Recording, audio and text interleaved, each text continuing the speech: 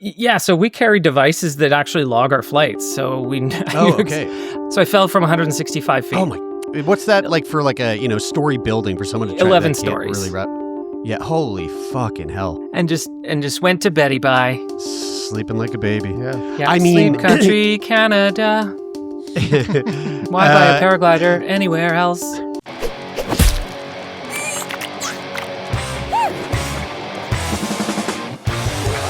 Okay, CJ, you are a walking paraplegic. Yep. Question mark? Why does that feel like I'm saying you're an atheist pope?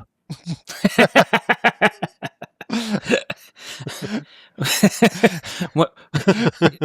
I'm not responsible for your feelings.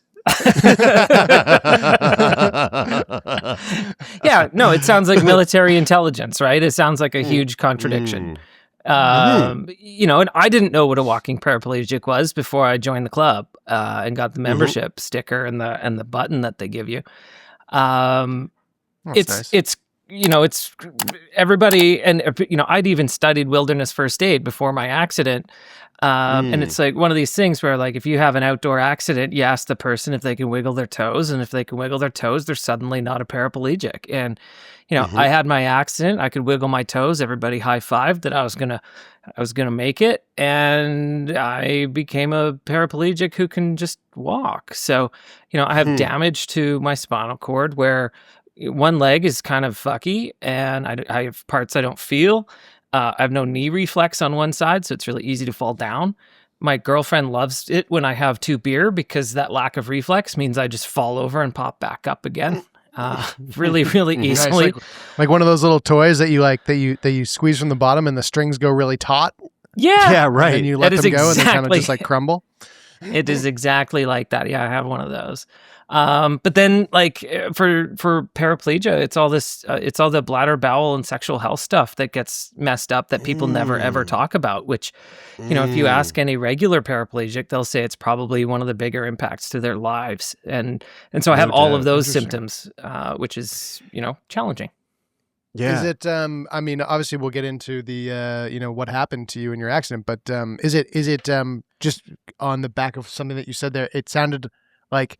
Is it come and go? Is it always in the same place? Is it nerve damage that stays in the same place and it's always damaged? Or is it something with your spinal cord where some of this stuff moves around? Yeah, it's spinal cord where, like, a lot of it is really consistent, but it's really weird. Like, if you take my injuries compared to anybody else's, I have, a beautiful snowflake of unique injuries where, it's the bottom of one foot is really itchy right now. That happens. I've got no knee reflex and parts of my leg and stuff that I don't feel. I'm not going to get into the sexual part right now. We've just met. Dude, yeah, give us 15 minutes. Tease us a little bit more first. Yeah, exactly. Let's just say, when you do have a spinal cord injury, you do buy a lot of lube, though. It's one of the upsides. Yeah. And to be honest with you, I think a lot of people hearing that right now are going, God, I wish my partner was buying a lot of lube. I need more lube. Yeah. I think everybody does. It's lube is the spice of life. Yeah. Yeah. Especially that capsaicin flavored lube, the spicy stuff. It was worth getting the executive membership at Costco for. Yeah, dude, go bulk or go home. Yeah, that annual cash reward is through the roof. 2% more lube. CJ, so walk us through it. This is you weren't born this way. You had mentioned you had an accident. Yeah. And also, I did catch that you have had wilderness first responder training, which I too have went through woofer training, and it's pretty badass and kind of pretty cool. It's not typically something that you do unless you're doing some some pretty significant outdoor stuff. For me, it was because I was training to become a whitewater raft guide, whitewater kayak guide, which obviously comes with its own, set of dangers. Is your accident tied to something that had to do with, being out in the wilderness and doing like adventurous, maybe chaotic, crazy stuff in some people's books? Well, yeah, I think chaotic and crazy is all a matter of context, and what we normalize as we get better at things is really interesting as part of our, human nature and skill sets. But yeah, a lot of people would say what I was doing was extreme. I would say I was managing risk. So I was paragliding in Pemberton, and I had been paragliding in the morning. I was a tandem pilot, so a professional pilot with a passenger. I had borrowed a friend's paragliding wing in the morning, which was very different in terms of its flight dynamics than my regular wing. It was very, very heavy by comparison. Conditions were getting a little bit rough, so all of us landed our passengers and then decided to go up again and, sort of for a bigger flight. So with paragliding, when you live in British Columbia, you go for distance. So you're not just...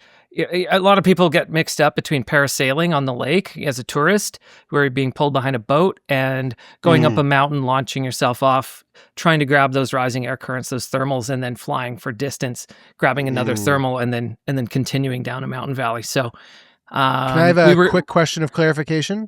Yeah. Hang gliding versus paragliding. I was going to say there is a distinction, right?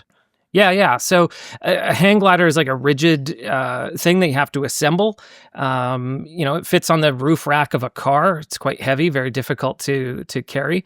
It's a much higher performance machine than a paraglider, which is obviously we're 30 years into the sport, but it's, to the layperson, it would look like a parachute or a skydiver. It's just really elongated and airfoil shaped. So you get a really decent glide ratio. They're usually about 10-1 now. So for every meter you go down, you go 10 meters forward. Cool. So you're sitting in a lazy boy chair with strings and fabric at 10,000 feet. So hang gliding is it's the one where someone looks like they're in like a sleeping bag, and they're like planking, and they have basically like an airplane wing above them, and they're sort of holding onto a shopping cart handle, and and they're just planking through the air. And then paragliding is sleeping bagging is basically sitting in a like a swing, almost like a swing at a playground, but instead of attached to a couple metal poles, you're attached to a giant long parachute, some fabric and string. Yeah, cool. All right, sweet. Got it. So and you were on this day doing tandem, like you had, you and then somebody sitting in your lap, or like a baby Bjorn type situation. Yeah, totally. You have two separate harnesses that are clipped together to the paraglider. So we were flying tandem in the morning, a couple of us, and then conditions were getting rough. You don't want to mess with the safety of a passenger. So we landed our passengers, and then all of the sort of more experienced pilots went up to take advantage. It was a pretty big air day. So, when I say that, your air currents are moving up or down at about, 5 to 7 meters per second, which, that'll pull your butt through your face when you hit one. Yeah, no doubt. And so you drop off the passengers. You go, let's go take advantage of the currents. And sorry, just sorry to make you kind of, and also sorry to the audience that we're not getting to the point, but I really am trying to get the picture in my head here. When you're paragliding and you're taking off, is it sort of like a position where you're on a hill, there's a gradient in front of you, you sort of run or somehow bring yourself down that gradient until you get picked up by that lift of air current, or are you jumping? Sort of base jumping off of a sheer face, and then and then just hoping to catch that. It's a really controlled launch. The more experienced you get, the more calm the launch is. When you first start, you do a forward launch, so you're running. You're inflating the paraglider behind you. Check it, make sure that it's inflated and ready to go, and then you keep running. And the slope goes away at a higher rate than your paraglider glides at. So it's really gentle. Yeah. You know, as you gain more experience, you do a different type of launch called a reverse launch, where you're facing the paraglider. You can inflate it and you can fly it like a kite, basically. Right? You could just sit there and fly it, and then turn around when you're ready to launch. Take 2 steps off, and if the air is big, it'll lift you off the ground right there. Yeah, right. Cool. Okay. So walk us through it. You go up. It's like every other time you've done it. I take it. You know, everything seems kind of normal right off the rip, and then things just go south, or what happens? Yeah. So there was a number of us flying, and I decided to launch last out of the group. And the plan is to sort of meet up at Cloud Base.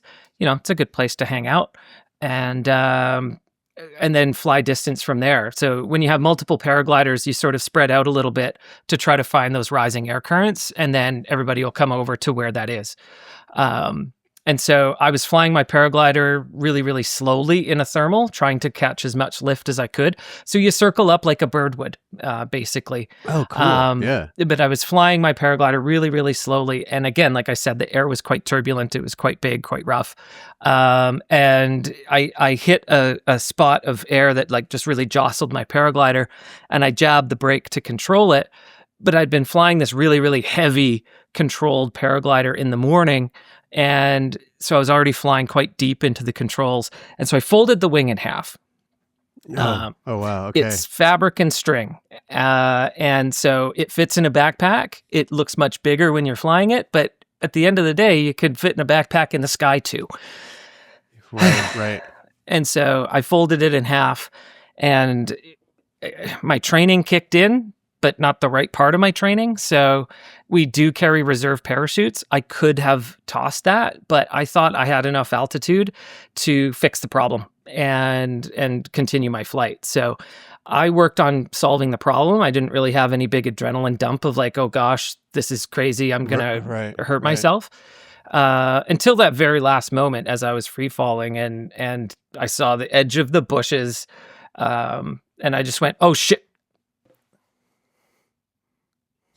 Yeah. Nap time. For people just listening, he just became the cutest little baby taking a little nap, little nappy. Yeah, and I guess you did take a fucking nap. What was the altitude? Do you know? Do you recall what you were at before the chute folded? Yeah, so we carry devices that actually log our flights. So we. Okay. So I fell from 165 feet. Oh my. That is a long way down. Yeah. What's that like for like a story building for someone to try 11 that stories. Really yeah. Holy fucking hell. And just went to Betty Bye. Sleeping like a baby. Yeah. I mean, Sleep Country, Canada. Why buy a paraglider anywhere else? Do you so it tells you how you had an ability to track how high you were. Is there anything tracking how fast you fell? I could have, I don't have the data anymore, but there's actually like a 3D flight map that you could download from the device that we carry called a variometer. And so it can show your whole flight in 3D space. So it showed me circling up, and then kind of circling and slamming into the ground. Wow. Okay. So, do you, I mean, we've talked to people in the show in the past who've had very similar, like horrifically traumatic, falls. We spoke to a woman whose parachute didn't open and she fell straight into the earth. We've spoken to an Olympic skier who did a big air jump and had a really bad bang. More often than not, they don't really remember much after the impact. From like a head trauma perspective, were you do you have much of a recollection, or is this more of a you kind of woke up in a few days later? Like what was that? What do you have any recollection at all of like the moments after impact? Yeah, not the direct moments after, but it was a really warm day. It was, it was June 30th. And it was about 30 degrees in Pemberton that day. And we wear winter clothes paragliding because it's about 2 degrees and then a wind chill when we're at cloud base. So huge temperature differential. And so I remember lying on the ground and just thinking, oh, fuck, it is really hot out here. And I took off my sunglasses. And I don't really remember too much other than then my buddy going, "You're going to be okay. You're going to be okay." And in my mind, I was like, all right, sounds good. Okay. And So then- like really like no, like not even really able to like perceive what just happened. Like you're just kind of in almost like a dazed, like, almost sounds like it's kind of nice, you know? It was such an overwhelming amount of pain. Like my recollection doesn't match those of the witnesses, you know, who. Right. Yeah.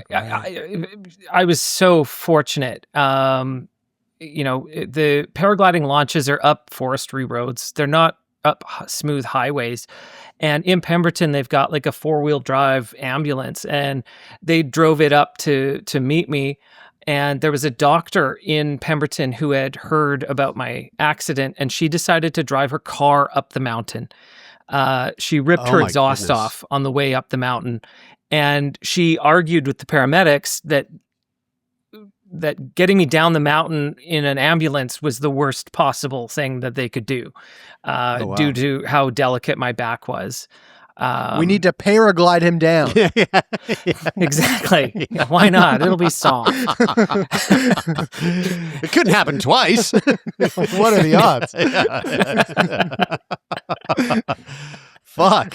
Okay, so do you? I mean, walk us through the moment when things do start to click, and like you are cognizant of like your surroundings and the gravity of the situation. When do you kind of come back to reality? Yeah. So, well, reality is, you know, depending on your drugged state, right? So, you know, my earliest memory, other than my buddy telling me everything was going to be okay, was lying in the ambulance. And I remember, you know, winking at the paramedic, going like, "I got this. It's going to be okay." You know, I didn't have it. And so, you know, they airlifted me straight from where I crashed to the rooftop of Vancouver General. And, you know, then I remember talking with the nurses, and they were just being like, you know, this is, you've fucked up. And so I remember phoning my brother, and, you know, he knows me as a fairly, you know, energetic storyteller. And so I wanted to make sure that I was giving him an accurate view. 'Cause like, to me, I was like, yeah, this is pretty rough, but I didn't want to exaggerate. And so when I phoned my brother, which in my mind, it took like 25 minutes to remember his phone number, because who remembers phone numbers anymore? You know, he goes, is it bad? And I remember just like, hang on, excuse me, nurse, is it bad? And she goes, "Oh yeah." Oh no. Oh no.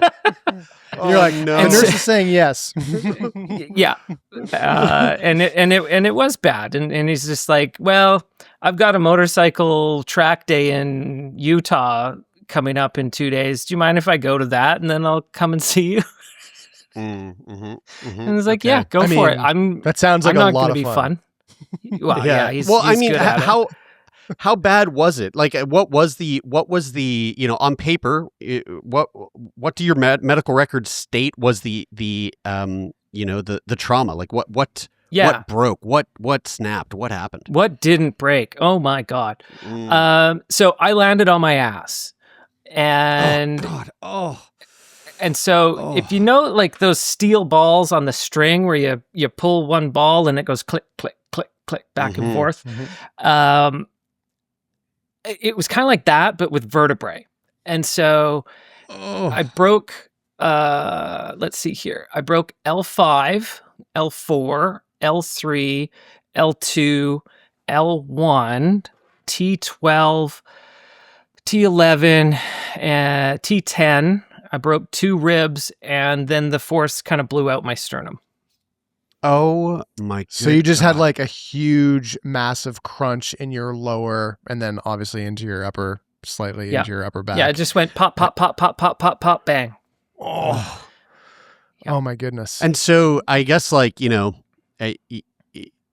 there's that moment that you're speaking with your brother, and the nurse just can't contain herself by just expressing how fucking actually bad it is. Would you do you like, for you? Obviously, there's so much, like, there's so much going on. It's so overwhelming. There's so many breaks. There's so many things with your spine that are like fucked up. Yeah. All of the doctors, all of the racing to the hospital, all this stuff is happening. What was the moment where, like, there was a moment of clarity for you, where you realized, okay, the old CJ is probably not going to be coming back. There's this new life that I am being flung into, and maybe that there's a grieving process there, but, like, what was the moment where it was really clear to you, like, okay, things are going to be different? It wasn't clear. It really wasn't clear. And maybe that's just my perspective on life, but it's just like, okay, this has happened. Let's start from where we're at and continue to improve. So, you speak to grieving process. There wasn't one. It was like, I had 2 surgeries. Like, they took out my L4, put in a little metal box, filled it with bone chips.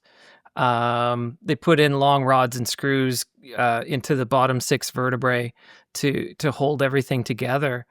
I still don't even know which ribs I broke. It didn't matter. But it was like, they don't give you enough information to know that you're like, what's going on? Like, my mom had a back surgery a couple years earlier, and, like, they booted her out of the hospital the next day. So I'm like, oh man, in 2 days, I got to go home. What's that going to be like? So I start, like, planning for what life is going to be like as I go home. And then you realize that you're going to be there for a while, because you start to get complications from the surgeries and oh shit, learning how to walk again. There was that. Right. Yeah, that one sucked. But it really felt to me like an opportunity. I got to go back to basics with life and with my body. And I got to goal set every day. We get so caught up in really unimportant things in life. And when you really go back to basics on, like, Maslow's hierarchy of needs of, like, airway, breathing, circulation, life becomes really, really clear, really, really fast. And I'm really grateful that I say really so often, because, we're in Canada, and I had been flying in the United States 5 weeks earlier. Oh, yeah. And talking with a guy who took a lot of risks, and we were talking about our healthcare systems, and he's just like, I don't even need healthcare insurance. I'm fine. And, like, somebody died at that paragliding site 2 months after my accident, where I was flying in California. And so the one thing that the system does is it takes that financial pressure away immediately, to think, like, how am I going to pay for that? Like, Canadians don't even comprehend that, where like before my accident, I'd bought a Volkswagen camper and I'd buggered off to Mexico in it with my paragliders. Coming back, I blew up my transmission in Utah, and I would go and visit my van from time to time to see how the repairs are going. Friday afternoon, I'm telling everybody, have a great weekend. And one of the old guys, 65 years old, working at this transmission shop, is just like, yeah, sorry, I'm not getting a weekend. I'm like, what are you talking about? Because I work at Harbor Freight evenings and weekends. I'm like, you're 65 years old. You're winding down. He goes, no, I had a heart attack 10 years ago and I'm still paying for it. God, oh my goodness. Yeah, I mean, it is right? it's totally, it is totally crazy. And, like, hearing you talk about like, the reset and, like, back to basics and, like, the simplicity of that. I had a really bad accident. I was very lucky to not have, like, a lasting impact of it, but it was, like, a very similar, like, where those first very much so the first 24 hours and like throughout the next week that I had to stay in the hospital, you know, this whole like, we have no idea how this is going to impact the rest of your life. Yeah. Like, you know, you could hold on to some version of this very severely for the rest of your life, or you could be totally fine. And we have no idea. You broke your pelvis. I was hit by a car when I was biking. And, but when I remember that moment of going to the hospital and I was also like, I mean, like, I'm banged up for sure, but like, come on. And the doctors and nurses are like, you could be dying inside right now. And like, we need to figure out if you're going to die like any moment. This is very bad. And you're kind of like, is it though? Call my mom and dad and tell them I'm fine. And my mom and dad are like, holy shit, I think like he could possibly die. But like, then after that, like going back to the simplicity of like going, wow, life really is so simple. Like we have layered on so much complexity. And in that state, you think of it as like needless complexity to life, where you're like, all I need to do is like sit here, rest, breathe, eat, go to the bathroom, which I can't even do by myself.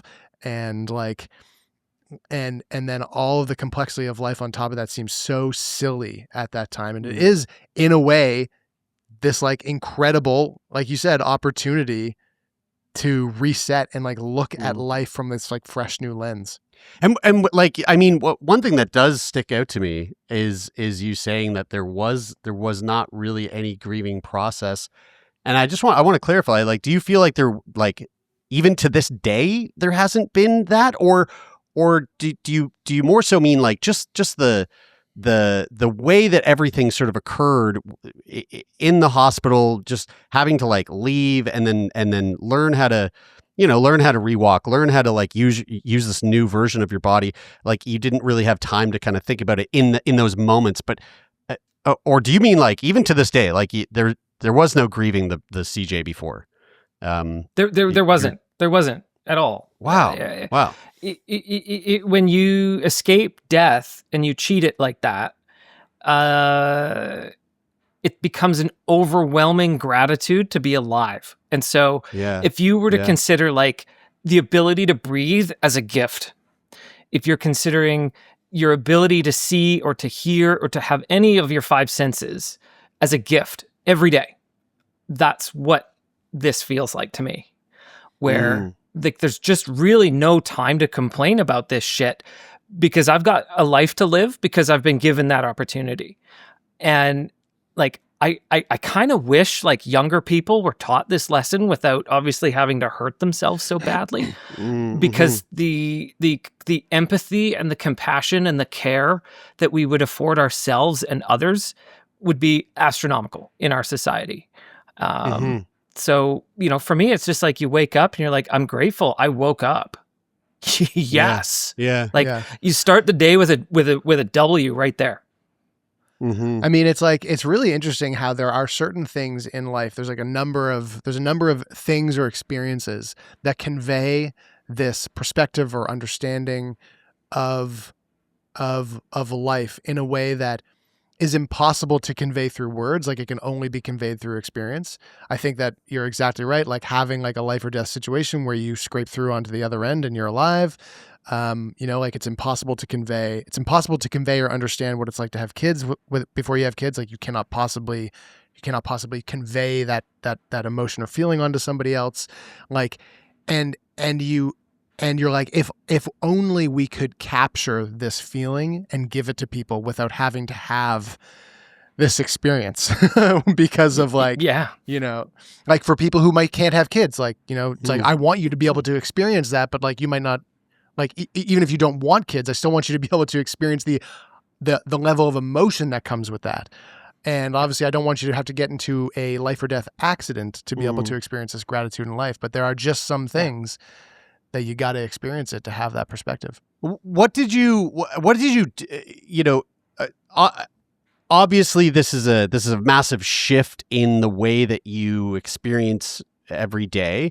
My guess is that, well, I mean, maybe I'm not going to assume, but I'm assuming that you you don't do much paragliding anymore. And if that's the case, what was your pivot? What did you what did you move on to start to fill your days? And was it sort of the same old CJ, the same passions, or did this sort of like open up a door to find something completely new? Yeah. So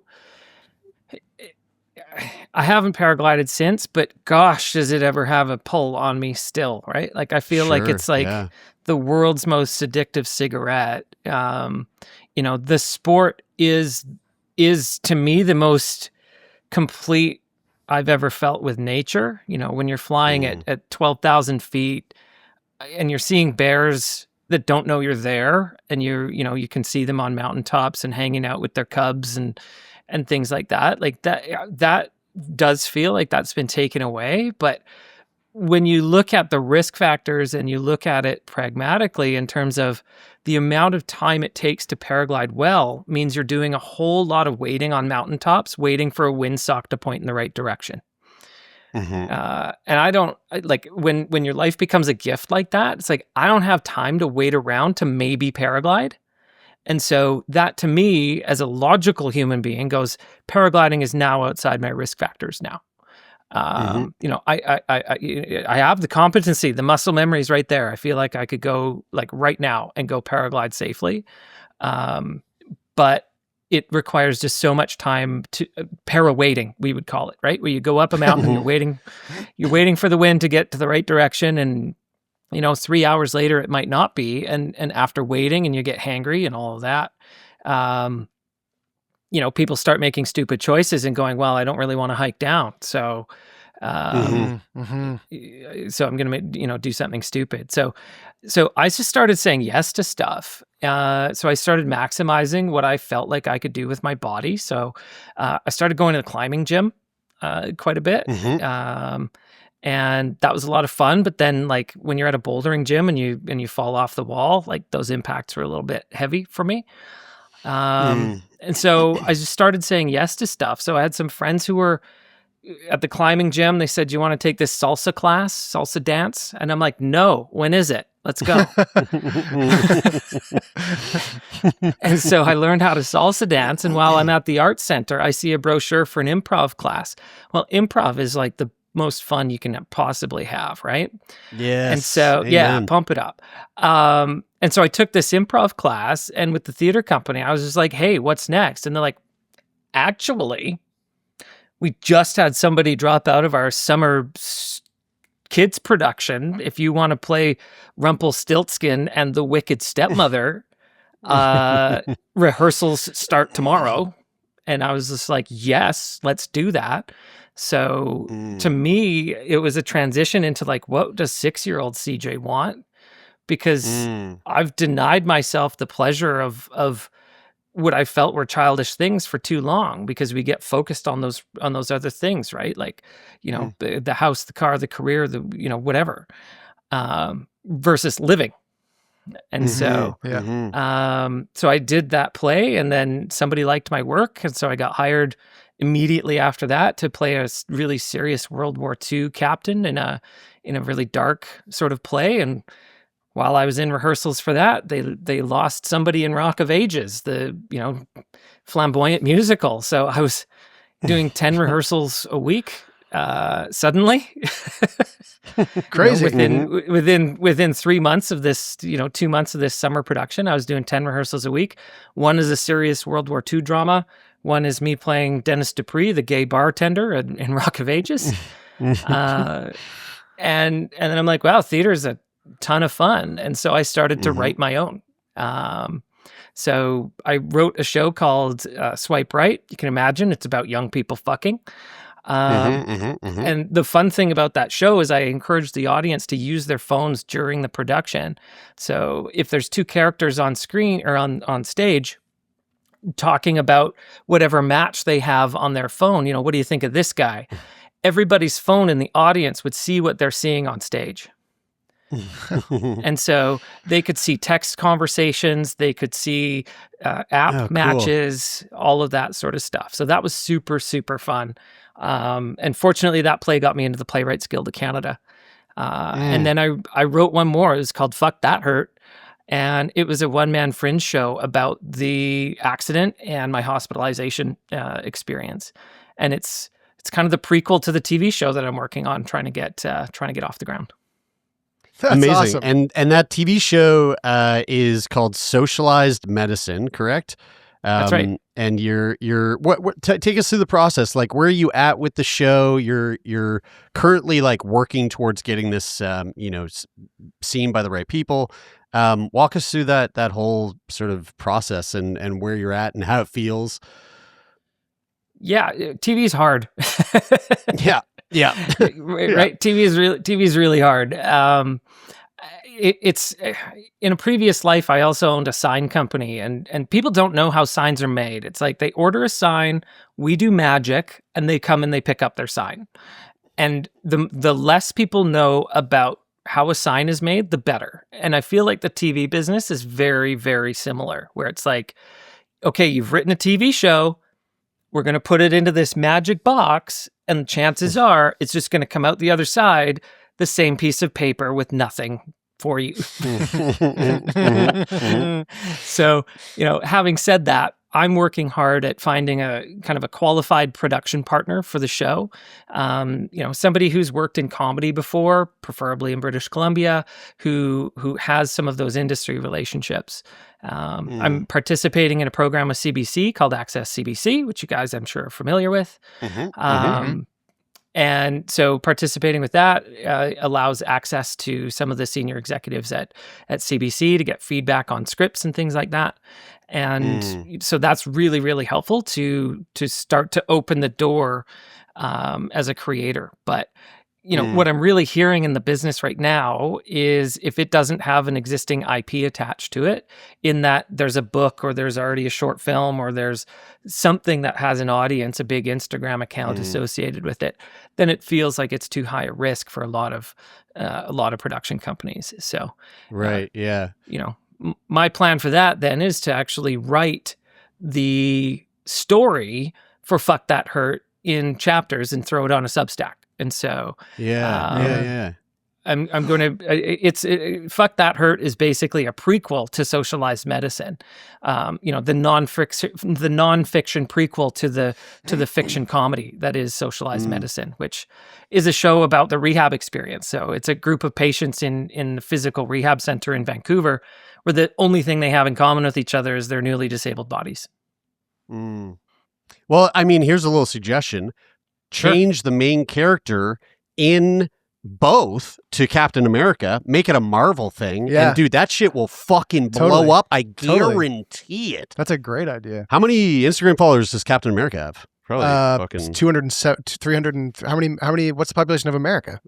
368 million. Yeah, probably something like that. Probably something. Everybody's a fan of Captain America. That's amazing, CJ. It is. It really is. And also, I mean, also like to just throw this out there, like to have to. There's something very, very admirable about your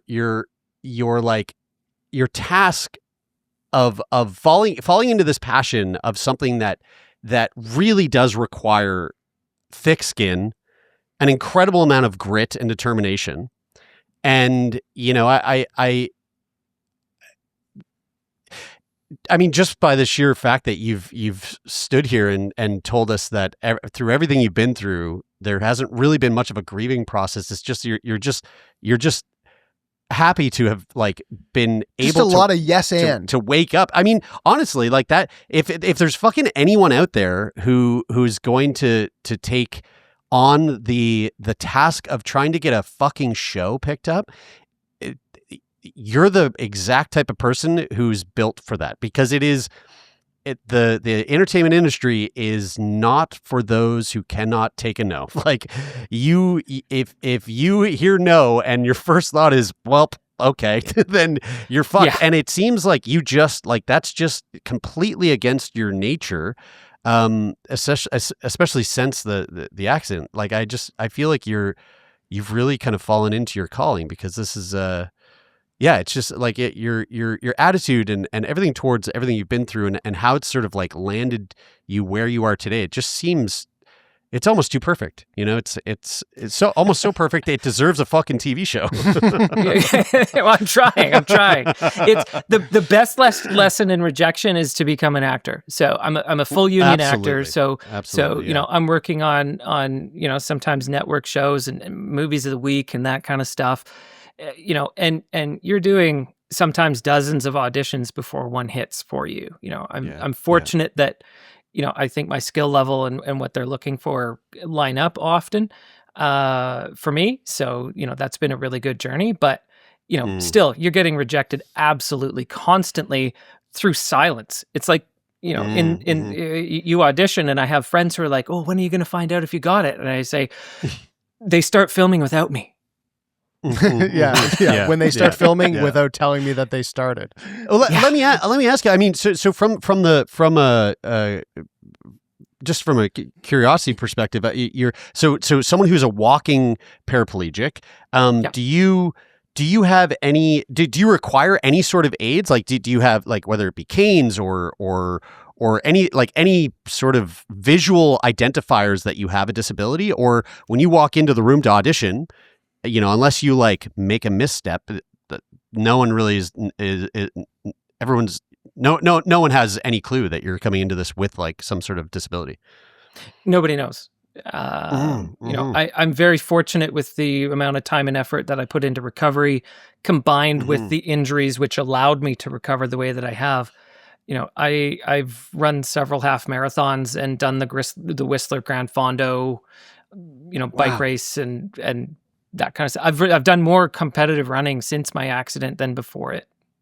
So people can't tell. And so do you feel let's say you get a role, is there a moment where you feel like there needs to be this conversation of disclosure? Is there any I don't know, do you feel like there's any reason or need to kind of let a production or a director know that that you're technically a paraplegic? No, the only thing that I run into problems with is I'm completely deaf in one ear since birth. And that becomes more of an issue on set than being a walking paraplegic. Now, sometimes bathroom access and things like that can be challenging. But I try to manage that as best I can. And if it were to become an issue, I'd talk to an AD about it. But, often it's the deafness that becomes an issue there. Man, fascinating. So fascinating. Right. How can people, well, actually, here, let me ask you this, before we kind of allow you to plug away and let people know where they can find you. What would you say is the biggest thing that your accident has taken away from you?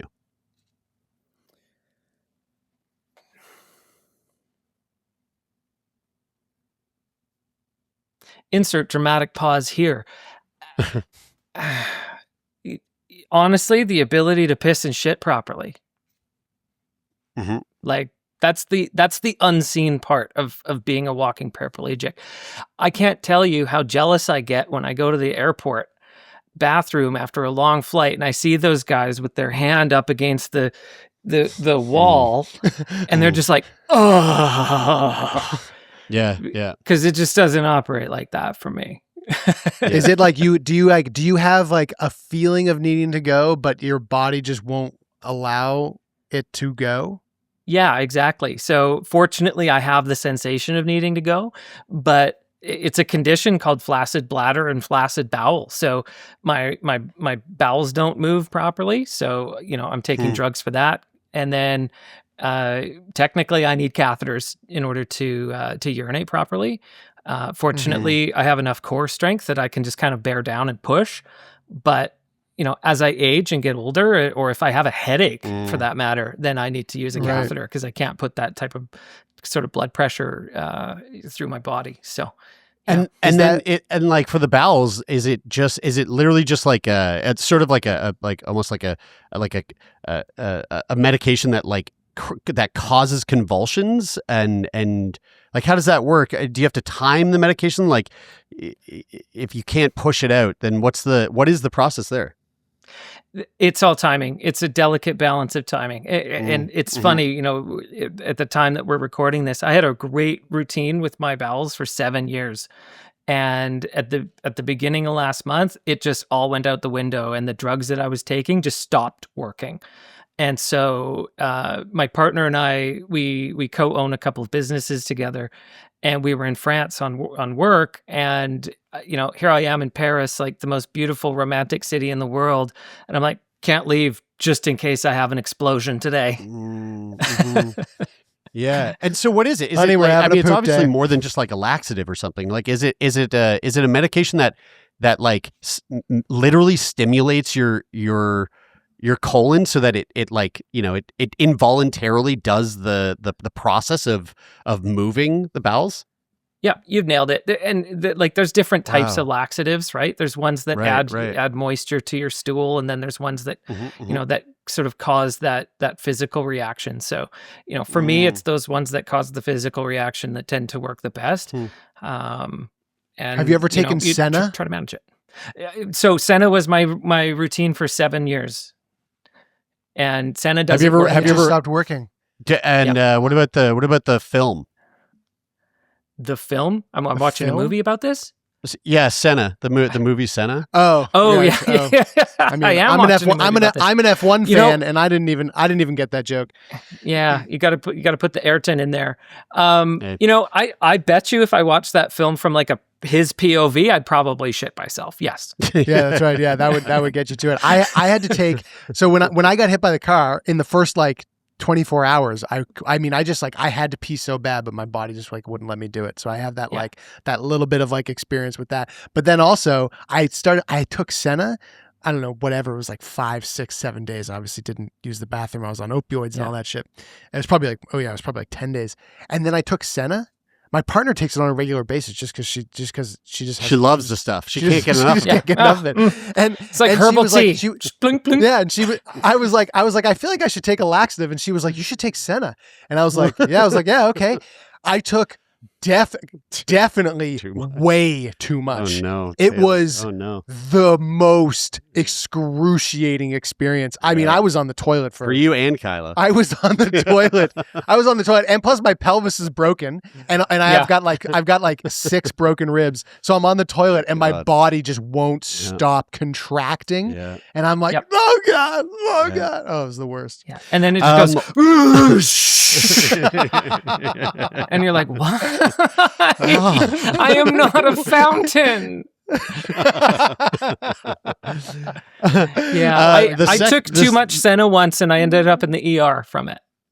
Oh no! Yeah, I bet. And it's funny. bet. It's an herbal supplement. It's not even it's not prescription. It's just it's It's- like fucking get it in the health section. And it's funny. It reminds me of like early in my rehab experience. One of the characters that I've written in is this sort of, you know, hippie South Asian nurse. And she recommended Senna to me in the hospital. And it's like, where am I going to get it? You know, or in rehab. I'm like, I'm kind of, it's like a prison in here. I'm not going for long walks to go shopping. And I just thought she was totally off her rocker. And then like years later, I'm like, what's this Senna stuff? And swear by it. So it's just like the voice of experience at rehab. Listen to those voices. Yeah. It works. So the first part, this is kind of a 2-tier question that I usually ask our guests at the end. And the first one was what's the biggest thing that's taken away from you? The second part is what would you say is the biggest thing that your accident has given you? Life. It's given me life back. You know, I think I wouldn't say the accident was the pivotal shift in my life. I think other experiences that led me to be prepared for my accident in a way that allowed me to not have that big grieving process. But what it's given me is just the ability to choose discomfort over comfort in order to achieve what I want in life.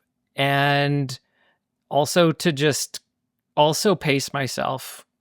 You know, naps are a core value. They're not optional. Well, I mean, it's clear that you are making the most out of life, and especially after such an intense accident. I can't wait until the day that the series gets picked up.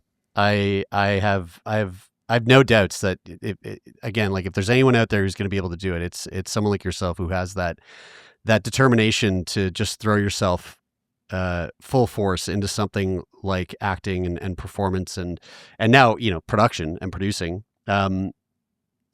How can people stay up to date with the work that you're doing and find you and stay up to date with all the stuff that you're up to? Yeah, so I've got a website that sort of talks about the TV show a little bit. Very straightforward address, socializedmedicine.tv. Amazing. Well, CJ, this has been just a real treat, man. So nice to meet you. Great to meet you, man. And so good to chat, and we really do appreciate it.